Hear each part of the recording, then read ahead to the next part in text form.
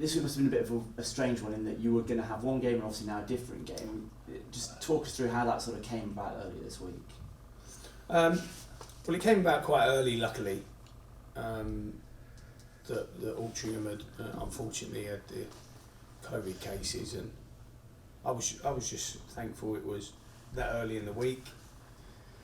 Still, obviously, gives you a chance to go through the same processes in terms of preparation and things like that. So, I feel very sorry for Phil and whichever player or staff member has been affected by COVID, but we're all going to have to get used to this. I mean, this is going to go on for years. This isn't going to be this year, not next year. This is going to be years, and we'll learn to live with it, like I think we learn to live with most things. And then we just go about our week. Obviously, it's the strangest thing about the week is that everyone played Tuesday, and we've played less games than pretty much most. And we didn't have a scheduled game. So, but that's all to our benefit, I think, at the moment, because it just gives us a lot of training time and chance to work with the players. And were you sort of keen straight away to get another game in that slot if there was any chance of doing it? Yeah, absolutely. I think Chesterfield were very fast off the mark, I must say. And you've got to get these games in. We've got to get these games because the backlog is going to come at some point. I'd rather it be a little bit later. We maybe have more bodies, maybe have a fitter group, a more established group into the season. But no, Chesterfield were very sharp off the mark, and both clubs spoke, and we managed to get a game sorted, which is obviously great for us. Yeah. And actually, given the football you've been playing, certainly after the last weekend's result, you must have been keen from that side of things, just trying to get that momentum keeping on going. Yeah, I think that's I think that momentum's driven though from training time. I think that's driven from opportunity to try and learn and practice and repeat and drill and all of those things. And I think that's where that momentum has been built from. Because like we've spoken about before, that you look at the construction of the squad, there's a lot of misfits in there. People who have had lots of 2 in a season type players, 2 clubs in a season type players, and so all the time we can get to train and rehearse is to our favour, to our benefit, and then obviously we just keep trying to work and develop the squad and progress the team as much as possible. And there were things Saturday, it was a good performance, very accomplished professional performance, but there were still elements of the performance that absolutely have to be improved and developed, and what the clear weeks give us is a chance to address those scenarios. Unfortunately, in coaching, it's normally retrospective that you address it. If I had that magic crystal ball, then maybe we'd win the league. I'm interested in what you said there about sort of misfits or finding players almost a home where they feel they can get the best out of themselves. Is that something that attracts you as a coach for those players that haven't always fitted in somewhere else? No, definitely not. I think any coach just wants the best possible player, and then within that framework, obviously there's a structure in which type of player you can attract based on, and lots of people out there think the size of the club's important, the training ground's important. It's not important to a footballer. A footballer plays football to earn a living for his family in the same way a builder goes to build houses or flats or whatever they build. So you have to attract then the right type of player based on the framework that you're working with. And I've always during my career, I've probably been renowned for taking maybe characters that are maybe not seen as great characters to have in your dressing room. They're the ones I like. I like those ones because it's just character, and people now are afraid of character. It scares them. So, I like that. Someone like Ruben Reid would have been in that category. Brilliant character, Ruben, but he has got a character. So sometimes that scares people away. But we've just tried to take the best that we can for what we can do, which we think we've done quite well so far in terms of meeting those needs and meeting the framework, and we've had some good performances today to kind of showcase that. But with 4 games, there's 40 games left, so it's a long way yet. You're right, and it is too soon to start getting carried away, but certainly when you compare it to last year, it's got to be a darn sight more enjoyable this time round. Well, this period is absolutely. I mean, it was the 11th game that where we got our first win. So yeah, obviously these early stages, but what happens at some point of the season if we go 10 without a win, January and February? I mean, it's no different. It's just a different time of year. So we have a saying in our dressing room. We call them runs of one, and we only concentrate on winning one game. We're not interested in winning 10 in a row. We're not interested in talking about runs. We're not talking about being unbeaten or not conceding goal. We just talk about one game brutally at a time. That's it. Because this young group, they've never done a lot of them have never had a campaign. Charlie Wakefield's never played 40 games in a season. I don't think Charlie Wakefield's played 40 senior games in his career, let alone in 1 year. Knowles has not done it.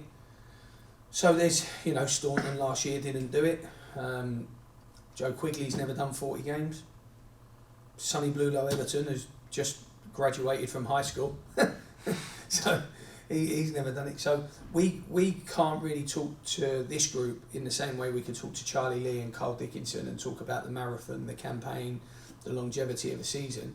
We've got to talk about what is happening now, what are the things we need to address, what do we need to establish, and try and work through a game at a time. Well, and it'll be the same the other way round. If we lose one game, it's a run of one defeat.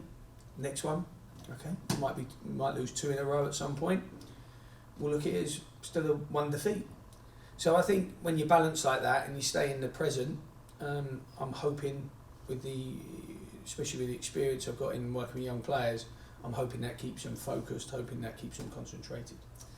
Squad-wise, any coming in that have been out or knocks picked up from the weekend? Yeah, Jack Robinson returned today from Middlesbrough, so he should be available for selection on Saturday. Matthew Worthington, that's the first time I've ever called him Matthew. Matt Worthington has obviously finished his suspension, so he comes into contention. But it's a tough time to be out the squad, isn't it? Because I've really got to be a ruthless football manager now to change anything, especially in that 11. But you never know what training throws up, day in, day out and week to week. So we'll see who's really showing those winning qualities today and try and pick as good a team for Saturday. And as tests go, obviously Stockport, very tough last week, but a great performance. Chesterfield is going to be at a similar level in terms of expectations, and they've had a decent enough start to the season. No, they've had a very good start, and I think James and his guys have done something that's quite difficult. We found very difficult, and you can see from the other playoff teams this year, they've not found it that easy either. Is that when you have a campaign which finishes or curtails in the playoffs, and you have that playoff experience, how you start the next season has been problematic. Definitely it was for us this time last year, and I think what James and again his players have done is that they've carried on those winning habits that they think they need to in order to win games, and they've started the season very competently. So no, it will be I think all of our games are tough in a different way this year to last. But this will be a tough game, and they've recruited very powerfully, probably the best use of a word, and there comes an expectation with that type of recruitment. But that's what all managers want. They want the chance to get the best players that are at their disposal and bring them to their football club. So no, we'll have to be very, very good if we're going to get anything from the game. Thank you very much. Thank you. Darren, you mentioned about runs, and it's important, obviously, to keep winning runs going, but how crucial is it just to get another game? Because you could have ended up not playing this weekend. I mean, from a point of view of keeping the run going, keeping the form going, do you find that important? I think it's important that we keep playing. Yeah, absolutely. I don't want to stop now especially after having the first weekend off, having Tuesday off. There's no physical benefit to not playing Tuesday, by the way. I know a lot of people think that teams that play Tuesday and then they play Saturday against a team that don't play Tuesday, there's no benefit or detriment to that. But no, I think the players are at a stage where at the moment they want to go out there, they want to play, they're in a great space, they're starting to build that wonderful rapport again with the supporters, and at the moment they're getting like their first experiences of winning in their career. Jordan Barnett would never have had the relationship with a group of supporters like he has at Yeovil in his career. Sonny would never have seen this before in his career. Dale Gorman, I obviously told him about what happens when we win and the connection that we try and develop. He'd have never had that. I've been with Dale his whole career. We never had this at Stevenage, this connection with the supporters. So I think for that, those moments alone is hugely inspiring to make you want to go back out and win again and have that. It's probably 2 or 3 minutes of a little bit of euphoria. Yeah. And I want them to have those moments where, and I heard Chris Hargreaves on BT Sports say it when we played Halifax, that it was almost like we'd got into the playoffs or won a league. I want them to celebrate winning like they won a league, because we never know when the next win's coming. No football coach knows when the next win's coming. So enjoy them when they come, really enjoy. And because they're enjoying it, that's another source of motivation for them to try and carry on winning. And it's a brilliant moment for us. So we'll do everything we can to try and create more. Clearly, the way it's only 4 games in or 5 games in, whatever. Are the teams that are up there challenging the ones you expected to be challenging, or are there any surprises to you? Well, again, like we said last year, we naturally gravitate towards the teams that spend or have resources at their disposal, and we normally use that theory to try and predict. So the obvious one is Wrexham. Wrexham aren't in the top 6 at the moment. I'm sure they will be, especially with the calibre of the manager they've got there. So even in these early days, you would still have an expectation that those types of teams would be running away. Did I think Boreham Wood would be running away? No, I've got to be honest, no. But well done to them. They've got their act in order early, and they've got themselves off to a terrific start. And then you look at the teams that were in the playoffs last year. The strongest team for me, Torquay, and they've had a similar start to us in the previous campaign. So it's all very confusing. I know we all kind of gravitate to those with resources and what they do with those resources and the marquee type signings, but the team will always win in this game. The individual will never win. It will always be the best team, and that's what we've got to focus on. We've got to focus on 11 players at any one time at their very best. Sometimes that will be good enough. Sometimes there'll be enough giving the game where we take the points. Sometimes there'll be not enough giving the game and the opponent takes the points. But we've just got to try and get our 11 as close to their best as possible.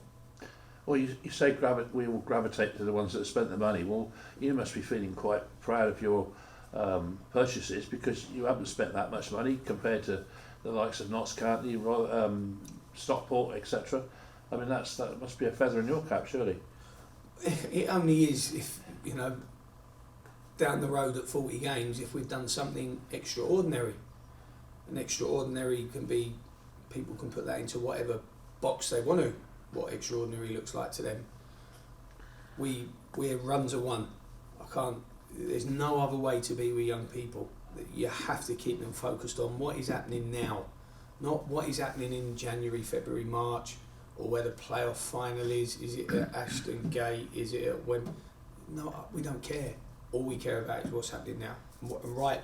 What's happening now is we won the last game. That's it. The 2 before, the 3 before that, the defeat and the 2 wins are absolutely in the rearview mirror now. We have to look at Chesterfield as our world, our last ever game, trying to win that type of cup final type scenario and keep our players as fit as possible, because that's the only way we can win. The only way Yeovil can win is if the team is at its best. If Quigley's at his best and the other 10 are not in form, we're not very good. We're not very good at all. So we have to concentrate on the sum of our parts equaling a greater amount than anyone else's individuals. And do you think the fact that you've got a game is going to inspire the boys? The fact that they, you didn't give it a postponement, put my teeth in, postponement? No. I think they've got to keep playing now. The season started. We don't want to have any unexpected breaks. We've had enough of a break. We had the extra, I'd say the extra time, but we had the game obviously cancelled against Wrexham early on. We just need to keep playing now. It's the only thing they can do now, because everything we do day to day is related to the next game, not the game that we just had. I can't do anything about our mistakes against Stockport now. I can't do anything about our good things against Stockport now. What I can do is try and as best predict what types of problems Chesterfield are going to pose us and what types of problems we can try and push onto them. And that's it. So we're very momentary in our dressing room. We're very in the moment. What is happening today? Today is the most important thing. Worry about Friday at Friday, and try and keep these boys as focused, grounded, humble as possible. Well, best of luck for Saturday. Top man. Hey Darren, a lot's been talked about your defence over the last season or so, but One of you can say it. but Gorman and Staunton look to be a really settled and solid partnership in the centre midfield. Yeah, I can't disagree. I think that they're both intelligent footballers. I think it's when you get a clever one and a thick one, which you get. That relationships take time, but I think when they're two intelligent footballers, it never takes them. They just football's football when they see the game that way. I think the great thing about Gorman in this partnership is that he has that spiky character that Charlie had. Obviously he's a good 8 or 9 years younger than Charlie, so he still has a little bit more of a, I'm going to be very respectful what I say now, but a greater contribution to the athletic nature of the game. And so he's been great, and Josh, as we all know, has been like a brand new player, and we're starting to see elements of Josh that I recognised over a year ago when we took him from Halifax, and people are just starting maybe to see. I saw a little bit more Saturday again where he got in on the back post and he had a chance just before half time. He's got that quality in him, that reading of the game where he decides to get into the box and make forward runs. He's not just a central defender playing in central midfield. He's a very, very astute footballer. So, and he looks at the game in a very analytic way, Josh, always asking questions. He drives me mad at times, but question all the time. But no, they've been good, very solid, very, very dependable, maturity, experience. We talk about campaigns. Both of them have had those campaigns.